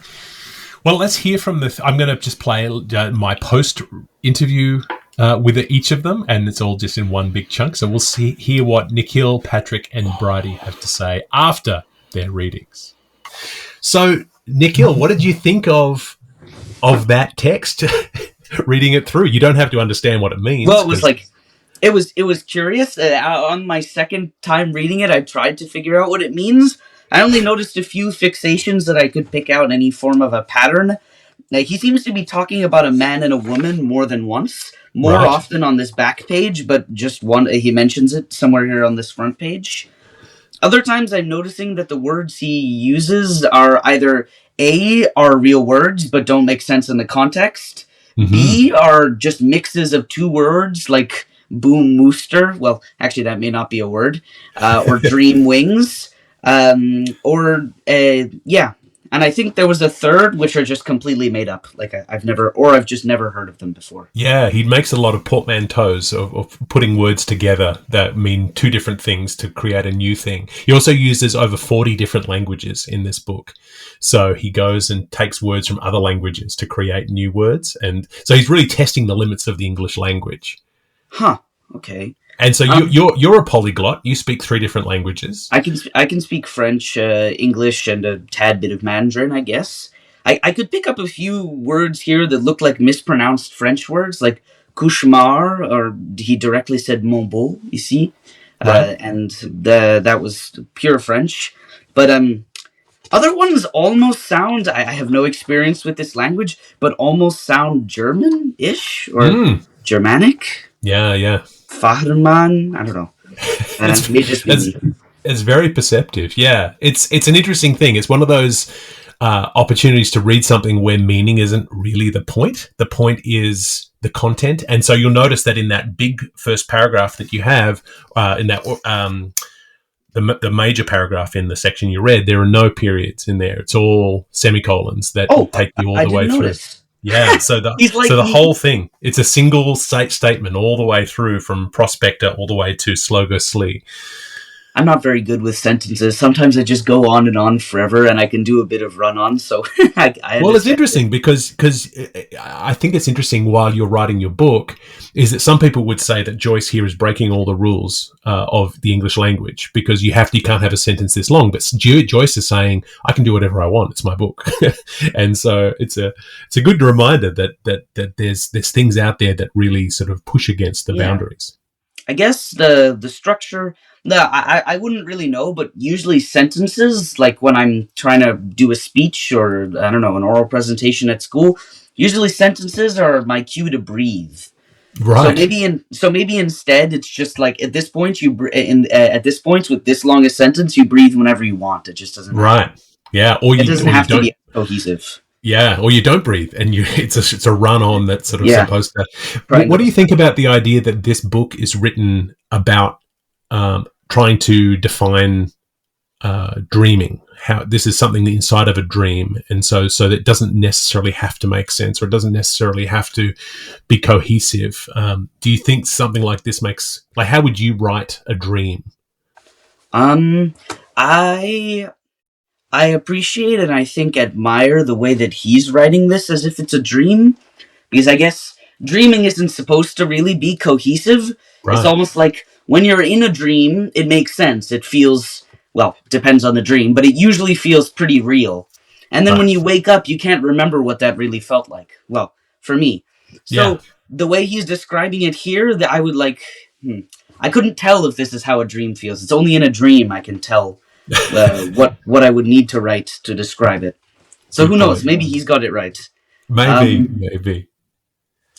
So that was terrific. It was so good to have you join us on the podcast. I hope that maybe you could be inspired to read a little more of this kind of crazy stuff as you go forward and as you're writing your book. It's interesting, yeah.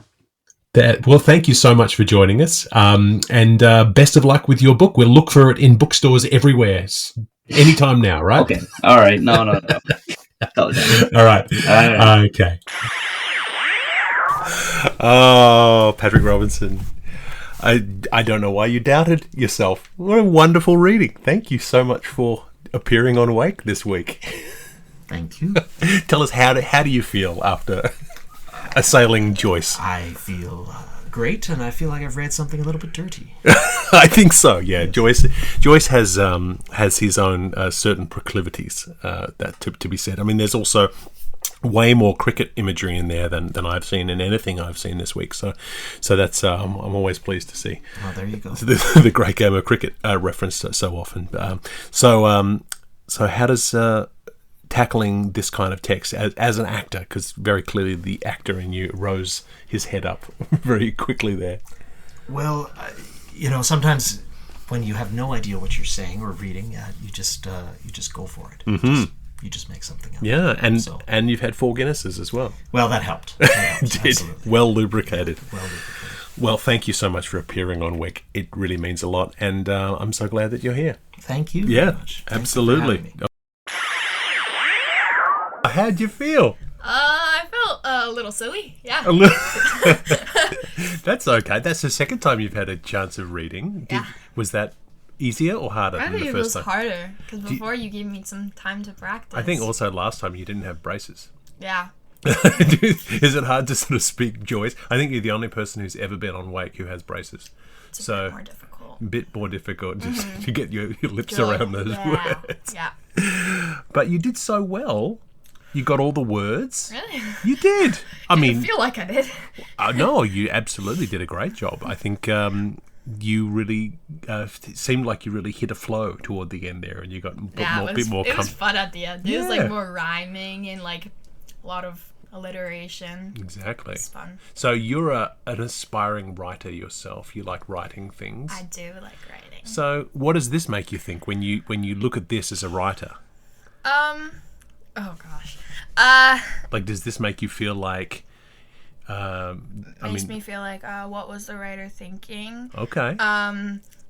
He must have had a very interesting mind.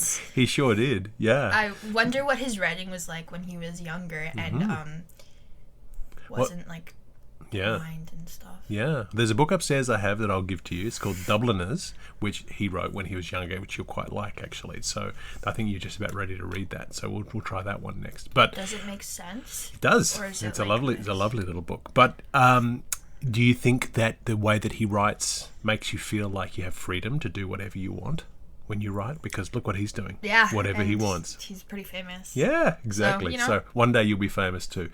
Bridie Malone, thank you so much for being here. My pleasure. I appreciate it. And that was your birthday present. My only one? Yeah. That was great, yeah. Thank you, brides. You're You're the welcome. best. I know. See you 10 minutes. I love the C 10 minutes. You're like, it won't take you for more than 10 minutes. Yeah, exactly. And it was true. Thanks for indulging me with my course. my guests. But each of those guests I would have loved to have had on for a full episode, but not. And poor Nikhil, he probably would have really his mind might have melted if I'd have asked him to read too much more, because he's so analytical and thoughtful. And so if I would, I love the way he stopped himself to be like, "This is this," but whatever. Yeah. And it reminds me of what my brain was actively doing when we first started reading the book. Right. And I think that this kind of goes back to what we've been saying for the entirety of this process, is that there's a way of learning on how to approach books and literature that's just like ingrained in us, and that this is really about breaking away from that. Mm-hmm. Yeah. And it's always interesting to filter it through the eyes of teenagers whose brains are so malleable right now, and they're so used to learning things every day, compared to trying to get an older person to read it who've sort of shut themselves off from the idea that this is difficult, so it's too hard. And that's really, with Patrick, I had a hard time convincing him to do it, because he thought, this isn't my thing, I don't know anything about it, so I'm going to be humiliated and I'm not going to do it. And then he realized that it was just like any other kind of script. So like, Patrick, I have been humiliating myself for 35 episodes so far. You're fine. No, I was just thinking today's reading that you really have found your voice in your. I have. You know why? Because I was like, just turn the brain. I finally got to the point where I was like, just turn the brain off. Yeah, exactly. Just turn the brain off.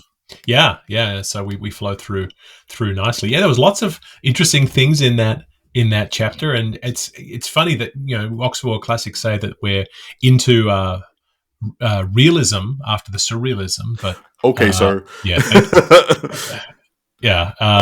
It's interesting considering what the academics sort of standing with a little bit of distance from it are able to authoritatively say that you should be getting from this. But I don't know. I'm still not hugely convinced. Neither am I. I got a new possible tattoo. Ooh. If the waters could speak as they flow. That is so good. Oh yeah. Yeah, nice. But asphalt body and concrete soul is still winning out. Amazing. I keep thinking about it just about every day. It's just like, oh man, okay, do I need to? Or I was thinking today about going into the resources at Fleet or at Finwake and going, okay, maybe I need to find something that is an embedded, buried reference to something that I care about in a different way. So it's something that's sort of coded in a Joycean phrase. What can I pull out that doesn't look like anything, but is actually coded to mean something important to me, right? As opposed to the phrase. So, but yeah, I think about it more than I probably should. I mean, I'm looking up Finnegan's Wake tattoos right now, and this one, and lived and laughed and loved and left. I was like, okay, but that's so Eat, Pray, Love. It's not. Yeah. There's a beautiful one that I found. I'll try and find it and link it in the show notes of someone who had basically got a stylized half sleeve of Anna Livia. And it's basically a woman, but her hair is flowing like a river, and it's a beautiful wake tattoo. But yeah, I don't think there's many out there. But no, for good reason. There's one thing that came up in that chapter on page 581, which I found really interesting. I was going to bring this up in the next episode, in our summary episode, but I'll talk about it now. Is the idea of the monomyth, and so he mentions on 581. So it's a coinage for Joyce here that he mentions this idea of, he says, and his monomyth, ho, say no more about it. And so this is something that Joseph Campbell kind of grabbed onto with Hero of a Thousand Faces, right? Yeah, and so Joseph Campbell wrote the Finnegan's Wake skeleton key. Our previous guest, Bobby, suggested that maybe he had some help from Joyce, but this idea of the monomyth became kind of important to him in sort of thinking about the Wake overall. And then a couple years later, or a little while later, he wrote The Hero of a Thousand Faces, which is, of course, a hugely important text when it comes to storytelling. Right, and so one of the things that sort of encapsulates is the idea of the hero's journey, which was based on this structure that he got from the Wake. So the Wake begat the monomyth, which begat the Hero of the Thousand Faces, which begat the hero's journey, which then was used in screenwriting classes all over the world. And it's interesting that George Lucas in the 70s came out and said, if there were no hero's journey written in Hero of the Thousand Faces, there would be no Star Wars, because everything was based on that, obviously, the structure there. So is it drawing too long a thread to say if there's no Finnegan's Wake, there's no Star Wars? I don't think it is. I think it's valid. I don't think so either. It was funny. I was just thinking about this today. I was like, if there were no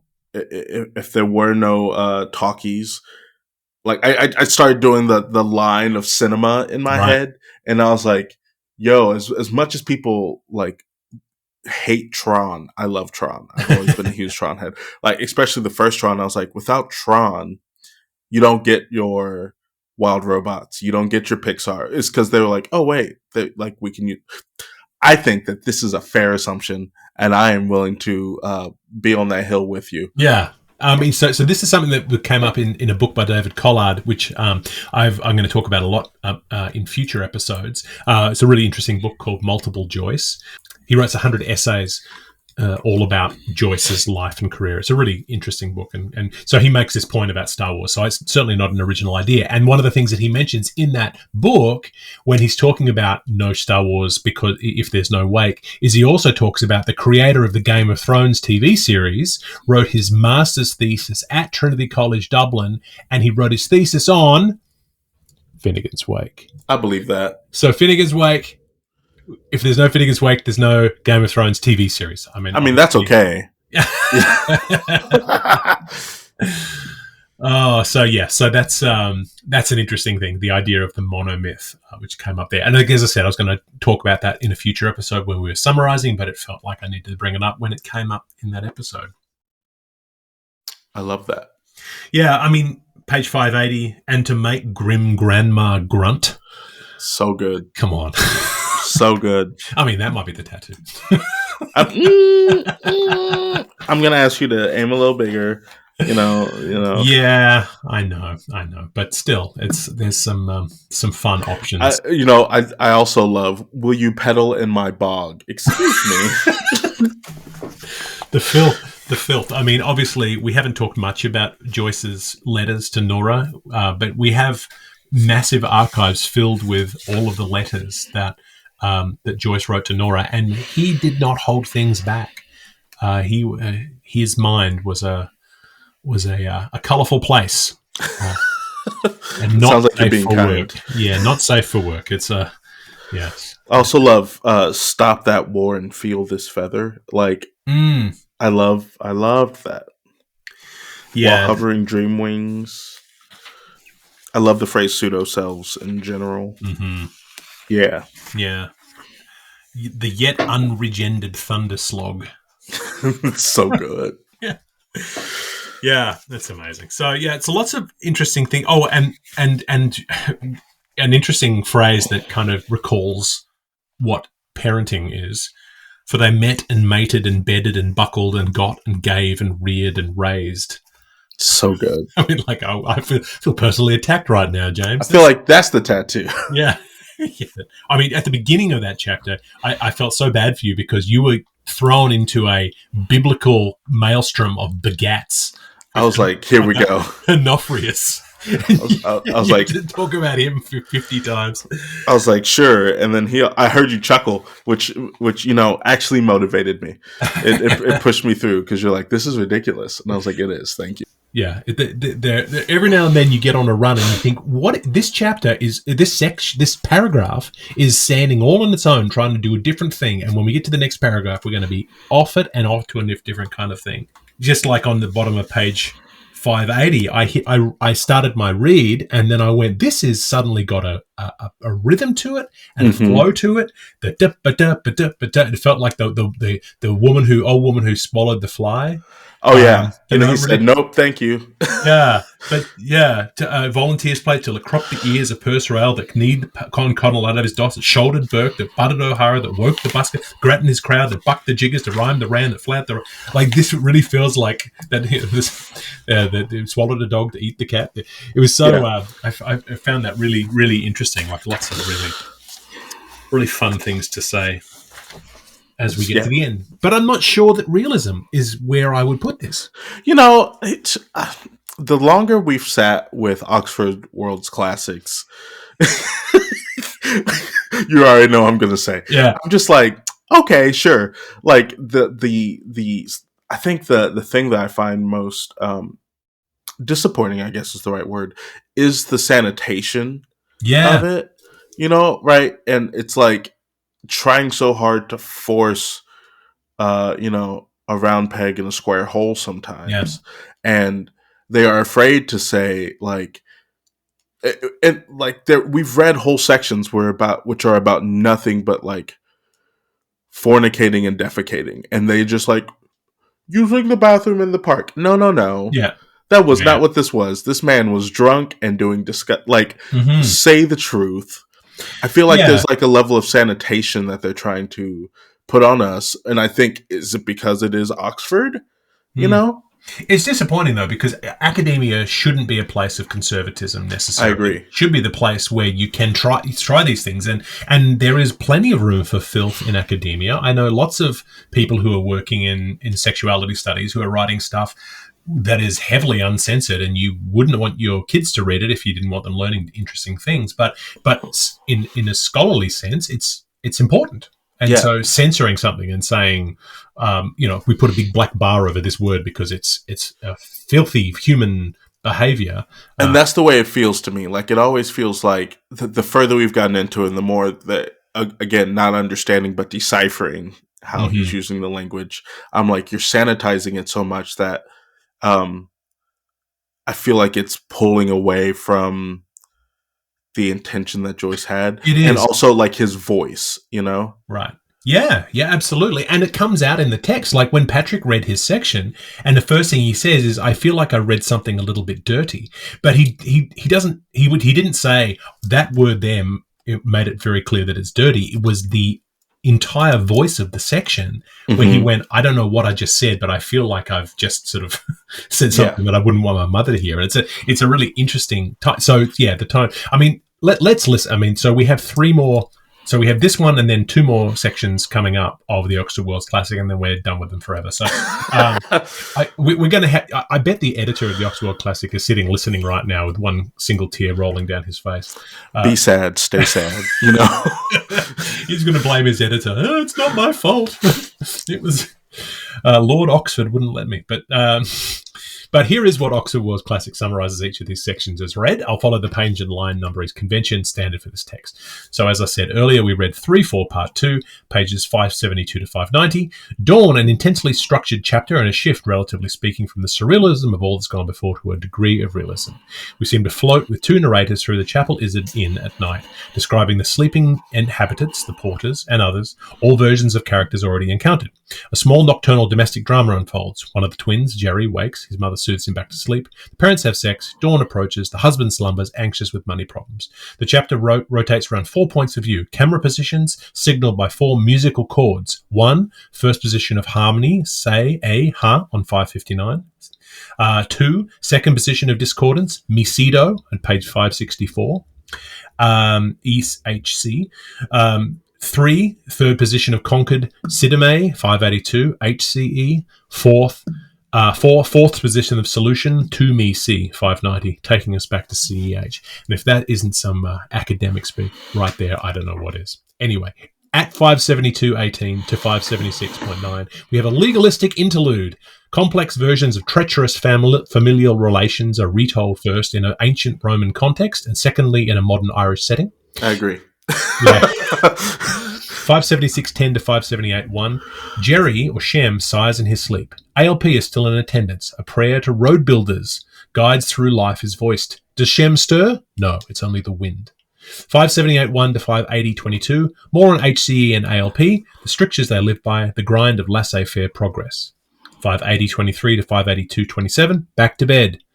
Which felt very Macbethian to me. HCE's reputation as an outsider is reported, but the narrators agree that they have to put up with him. 582.28 to 584.26, third position of Concord. HCE and ALP have sex, as seen from outside, projected onto the blind of their bedroom window. Various forms of innuendo are provided through imagery of planetary movement, horse racing, and at 583 to 4, cricket. 584.27 to 587.2, Dawn Cockerel. Thanks are given and pity is begged for. Sex winds down. No more disturbance. Things are as they were. Just sounds of water or wind in the trees. 587.3 to 588.34. 3 privates describe meeting a man in a pub, or HCE. 2 of them are called Jimmy Darcy and Fred Watkins. And it says, note, Fred Atkins provided evidence for the defence in Wild versus Queensbury. And are quizzed about events in Phoenix Park. The morning news will reveal all. 588.35 to 590. How HCE made his money. His insurance scammed. Now rumbled. And that's how they decide to end book 3 with the descriptions. HCE ain't no good. Nope, no good at all. But at least he's getting some tonight. You silver lining. Exactly. At all times. I mean, although if you have to describe your sex life by using cricket imagery, then you may be doing it wrong. I'm not sure. And now there's other people maybe listening to this with a single tear rolling down their face. I am a great lover of cricket. It's probably my favourite sport, so I'm certainly not making fun. But yeah, the imagery of that I used is quite decorative. So I've never seen cricket played live until recently when there were some students playing it on campus, right? Mm. And I had to catch myself because Toby, the way I sat and I was just like, I'm in awe. I'm amazed. And these students turn around like, who is this man staring at us play cricket? And I was like, I should go. I should leave. I should go.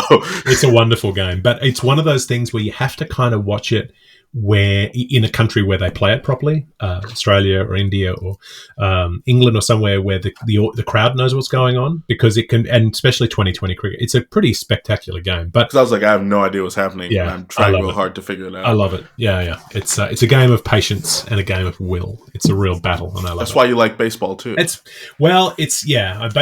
Although I watch baseball and someone goes up to bat and then they'll be up there for a while, and then the commentators will be like, "What a battle! He's faced 9 pitches. Wow, this is a real..." And I think, come on, man. In cricket, you got a guy out there for 3 straight days hitting 350 runs by himself. Are you serious? Oh yeah. You bat until you get out. Like, you just go and go and go. And when you hit the ball, you don't have to run. So you just stay. Yeah, it's the best. Yeah. But I'll teach you about cricket one day. Yeah. Yes. In the future. So, yeah. So some interesting stuff going on in this chapter and the end of book 3. I mean, we're going to do our summary episode next week.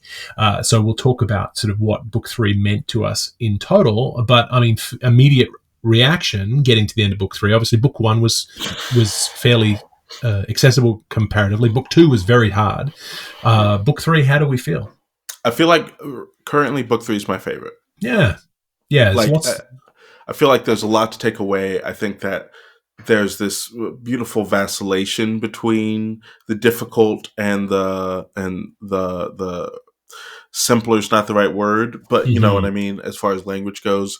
But I also think that it felt like a stretching of the legs of, and look what I can do with uncorrupted words as well. Right. At times, I love the stylistic shifts that are happening relatively quickly next to each other. It just feels like, while this whole book is a tour de force, it feels like every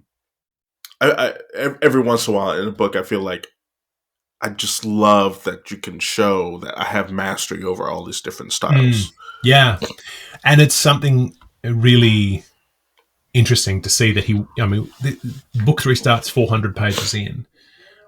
So you have to slog through the first 400 pages, and it's not always a slog. Sometimes it's more interesting than that. But he's almost like he's burying the lead. He's taking that and really saying, okay, you get to earn this. The good stuff comes if you stick with me. Yeah. So it's a fun one. So yeah, and it's so good to get back to reading and get back to reading this. I feel so torn because part of me is always anxious to get the next episode recorded, and then every time we read, I'm always thinking, oh, this is our third last. It's one step closer. Reading.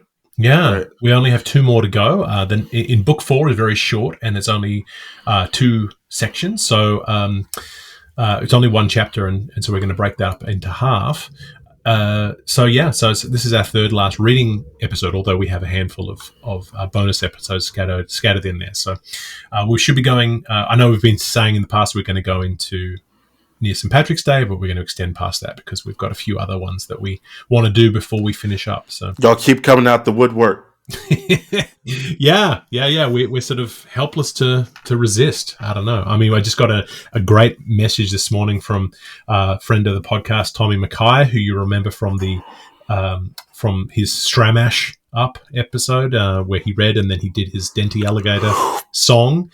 He's made so many different mashup songs based on Finnegan's Wake that he has enough now that he's making a full album to release, and he's asked us if he can include our theme song, Meg Logue's The Ballad of Percy O'Reilly. I told Meg, and she was immediately horrified, and she was like, I put that together in 15 minutes, and then you recorded the first take.